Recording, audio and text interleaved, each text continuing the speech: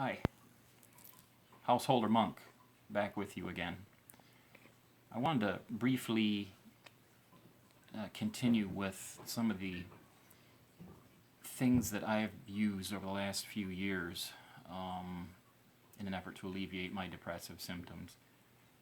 I thought we should get this list out of the way, and then we can begin to look at what's missing, what's needed, or what are we doing wrong. So I started a group about 3 years ago called Calm Waters Buddhist Fellowship. And it was an effort to find out if there were any other Buddhists in my area. So we get together for fellowship, meditation, what have you. Well, I had about 18 or 19 people on the first night, and then the next 2 nights were significantly less people in attendance. And it eventually sort of fizzled out because I think people were just curious, or they were looking for a place to meet other people, and the only genuine interest seemed to be some of them wanted to do some group meditation.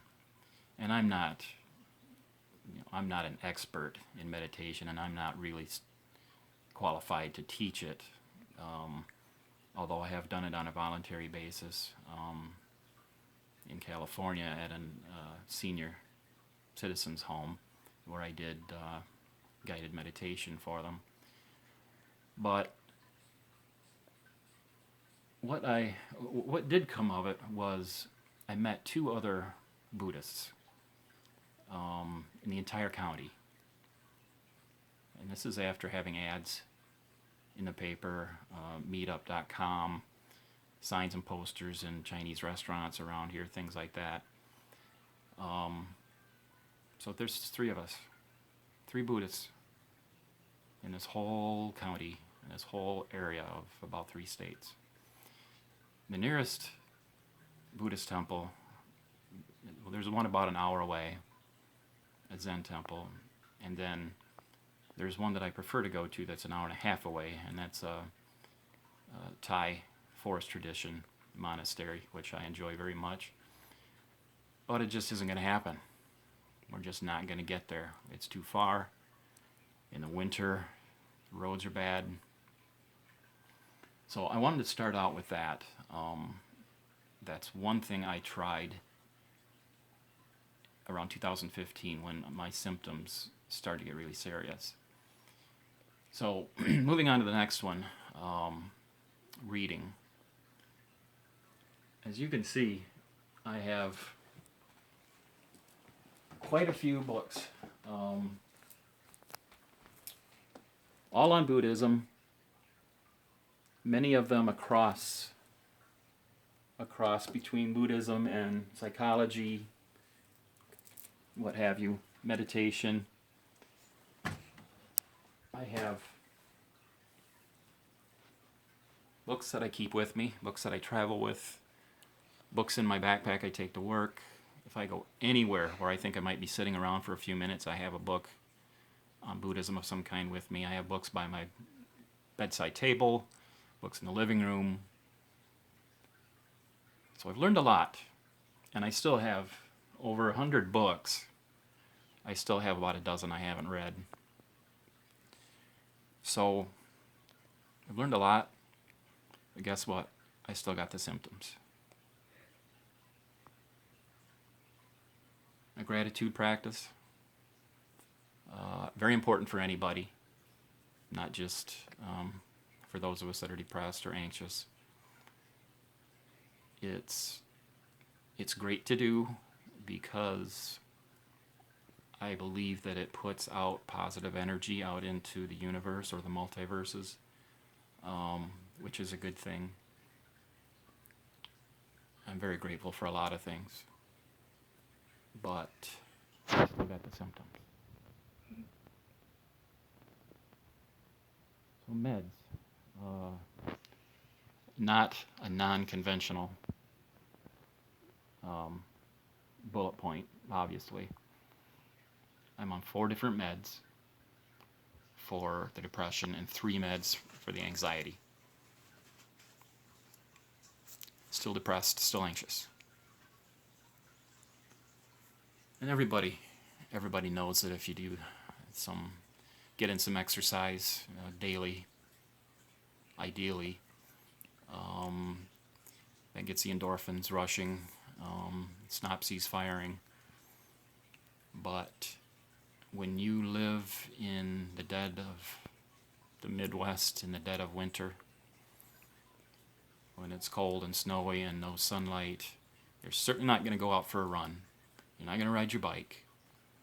You're not going to walk your dog. Yes, I enjoy yoga. Should have put yoga on the list. My daughter in particular likes yoga. But we would have to do it at home. We've done it with a couple of places in town, and I enjoy that very much. But are we going to go there in the winter? My wife and I? My wife has seasonal affective disorder also. We're just not going to go. It's just not going to happen. So getting enough exercise might help, but it's one of the most difficult ones for us. We had a membership to Planet Fitness, and when the spring, summer, and fall, we were really enjoying going. But just when we needed it most, when it got cold, just not going to happen. It's not going to happen. We need some more discipline on that one and possibly some other ones. Next, meditation. I think that's a given. Any of you out there that are Buddhists or are familiar with any Eastern philosophy, you know the importance of Buddhism and what that can bring for your life. It's nothing but good stuff. Still got the symptoms.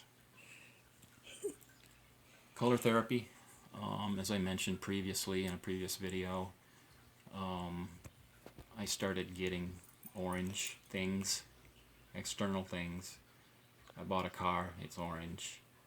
My vape mod was orange. I've got orange shirts. I've got an orange mala.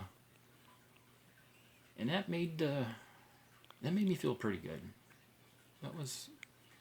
Those colors can lighten up your mood, I think.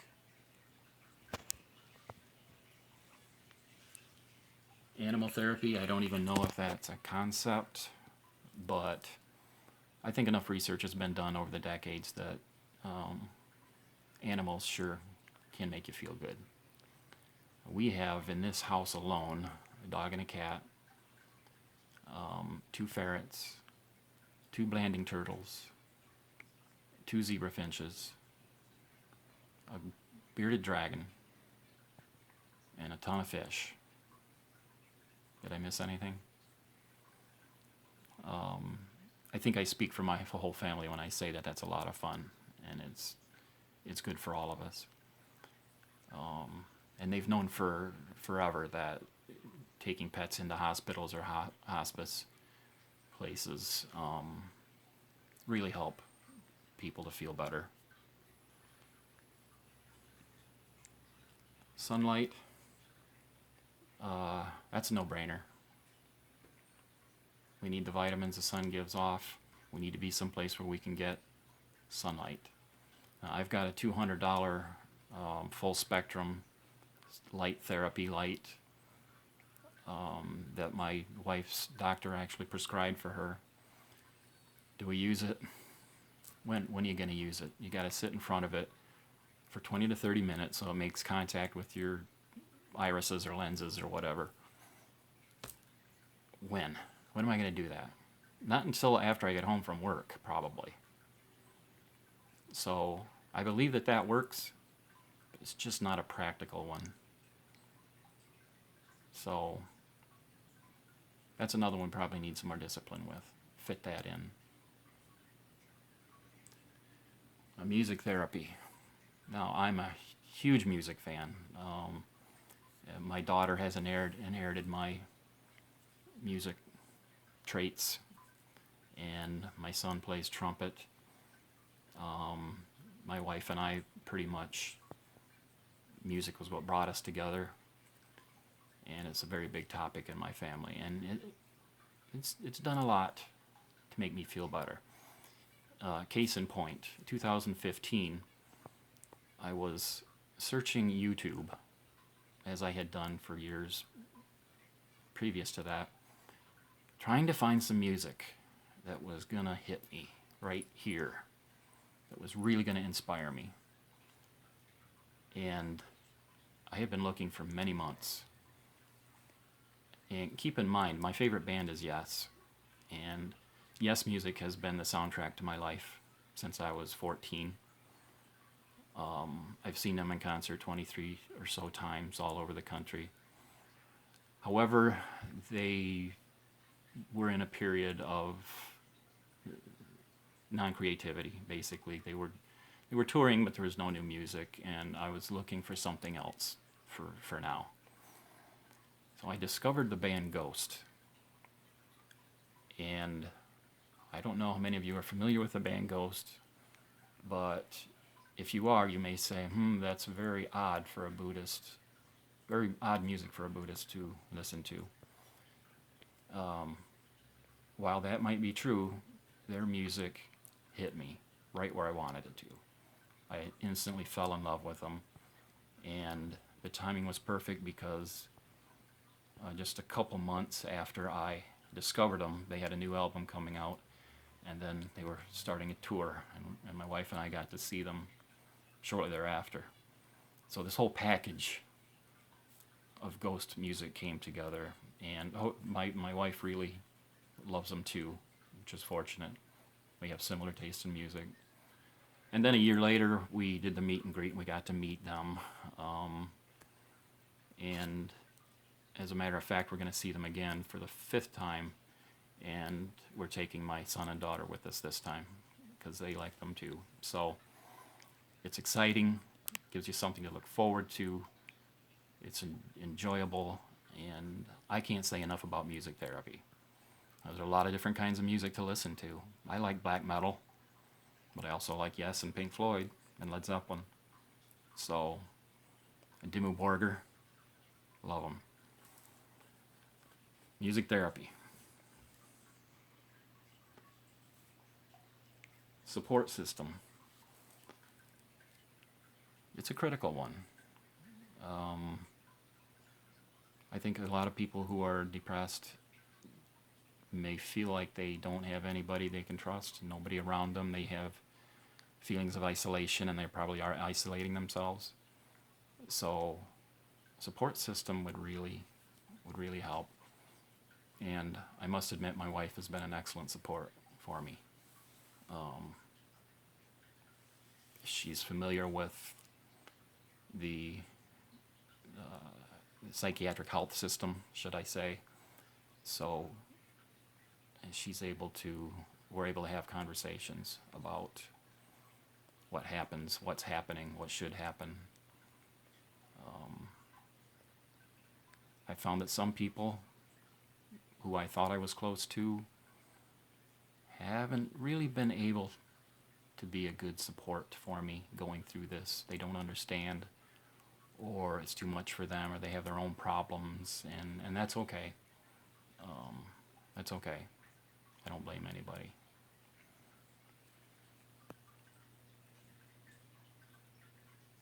Whole food plant-based diet. If you want to really take advantage of the mind-body link, whole food plant-based diet is the key. By not putting any toxins into your system and detoxing at the same time. No nasty meat, no cow's milk, no dairy of any kind, nothing that comes from an animal. It is not meant for human consumption. I am firm in my belief. When you live in a small conservative place like we live, it's very difficult to eat that way. It's very difficult to be a vegan. It's more expensive, and it's just not 100% possible. So all you can do is the best you can do. And it is not as hard as you might think to eat a vegan diet. And there's some good food. You can make some good food too. Finally, for this video, engaged Buddhist practice. Studying the sutras or the tantras. Putting, as I put it, engaged Buddhist practice. So putting that into practice, going out and volunteering, helping others, anything that you can do for somebody else really makes you feel good. I think you all know what I mean. So, and also, I know some people suffering from similar symptoms, such as myself, and they follow different spiritual paths, different religions, and they're not doing so good.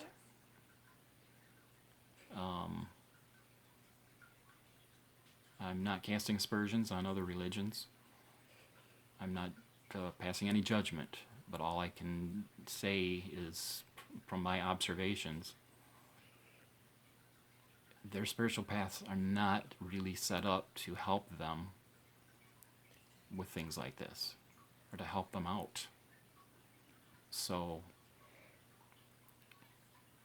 engaged Buddhist practice has done a lot for me. I still have